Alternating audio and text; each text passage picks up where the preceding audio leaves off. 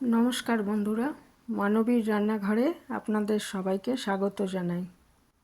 আমার আজকের রেসিপি রাজমা মশলা বা রাজমা কারি। রাজমা হচ্ছে হাই প্রোটিনযুক্ত খাবার। যারা নিরামিষ খান বা এমনি যারা আমিষ খান তাদের জন্য খুবই ভালো। ডায়াবেটিস আর হার্টের রোগীদের জন্য ভালো। এতে ফাইবার আছে, তাই রক্ত হয়। আর ম্যাগনেসিয়াম, পটাশিয়াম, আয়রন এগুলো রয়েছে এর মধ্যে। আর লো কার্ব, সেই জন্য ওজন নিয়ন্ত্রণেও সাহায্য করে। তো আমি এখানে 250 রাজমা ভালো করে ধুয়ে 6-7 ঘন্টা ভিজিয়ে রেখেছিলাম। তারপর একটা প্রেসার কুকারে একটু হাফ চামচ নুন দিয়ে 3টে সিটি দিয়ে নিয়েছি, দিয়ে নিজে থেকে ঠান্ডা হতে দিচ্ছি। সেদ্ধ করে নিলাম আগে। আর এখানে আমি একটা পেস্ট বানিয়ে নিয়েছি, আদা, কাঁচা লঙ্কা আর একটা টমেটোর।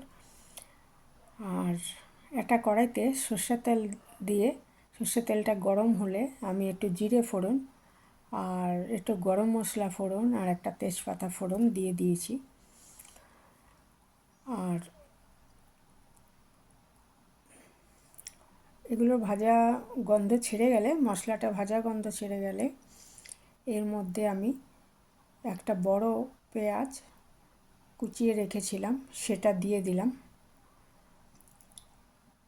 আদাটা টমেটোর সাথে কাঁচা লঙ্কা দিয়ে পেস্ট করেছি। আর পেঁয়াজ, একটা বড় সাইজের পেঁয়াজ আমি এতে টুকরো করে নিয়েছি, এটা ভেজে নিচ্ছি। এর মধ্যে আমি রসুন ব্যবহার করিনি, একটু অন্যরকমভাবে করেছি তাই রসুনটা ব্যবহার করিনি। দিয়ে দিলাম হলুদ আর পরিমাণ মতো নুন। রাজমার মধ্যেও কিন্তু নুন আছে, সেদ্ধ করার সময় দিয়েছিলাম। তো পেঁয়াজটা খুব ভালো মতো ভেজে নিতে হবে।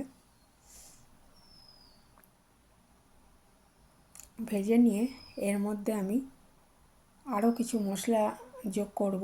দিয়ে দিলাম লাল লঙ্কার গুঁড়ো আর একটু জিরে গুঁড়ো, প্রায় 1 চামচ, ধনে গুঁড়োটা একটু বেশি দেবো জিরে গুঁড়োর থেকে। আর এটা ভালো মতো আমি এবারে পেঁয়াজটার সাথে ভেজে নিচ্ছি। মশলাটার কাঁচা গন্ধটা চলে গেলে তখন আমি ওই টমেটোর পেস্টটা দিয়ে দেবো। টমেটো, আদা আর কাঁচা লঙ্কার যে পেস্ট বানিয়ে রেখেছি, যেহেতু কাঁচা লঙ্কা ব্যবহার করেছি তাই লাল লঙ্কাটা একটু কমই দিয়েছি। যে পেস্টটা আমি মিশিয়ে দিলাম। এবার মশলাটার কাঁচা গন্ধটা চলে গেছিলো, তারপর এটা দিয়েছি। দিয়ে এরপরে আমি এটা কষিয়ে নেব ভালো মতো। এই জলীয় অংশটা একদম শুকিয়ে যেতে হবে, তাহলে কি হবে, ওই আদা, টমেটো আর কাঁচা লঙ্কার কাঁচা গন্ধটা চলে যাবে। এটা খুব ভালো মতো কষিয়ে নিচ্ছি।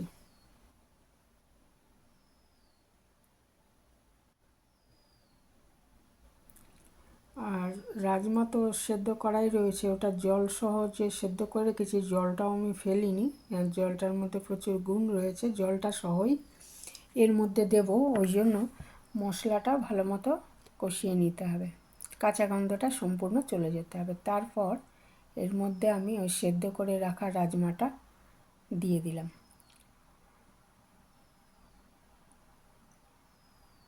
এর মধ্যে সামান্য মিষ্টি দিতে পারেন, তবে মূল রান্নায় মিষ্টি নেই, এটা মিষ্টি ছাড়াই করা হয়।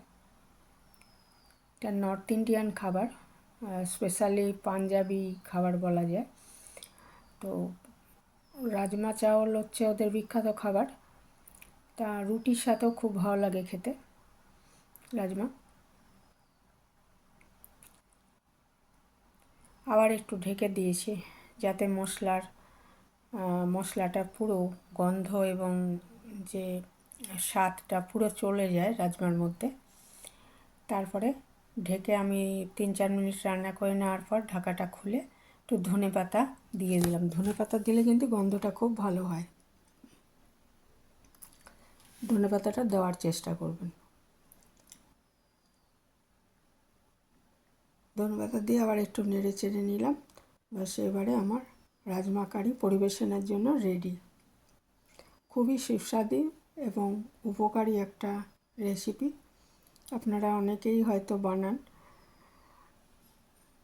তো আমার আরও আবার আগেও দেওয়া আছে, তো এটা একটু অন্যরকম করেছি বলে শেয়ার করলাম। ধন্যবাদ, ভালো থাকবেন সবাই।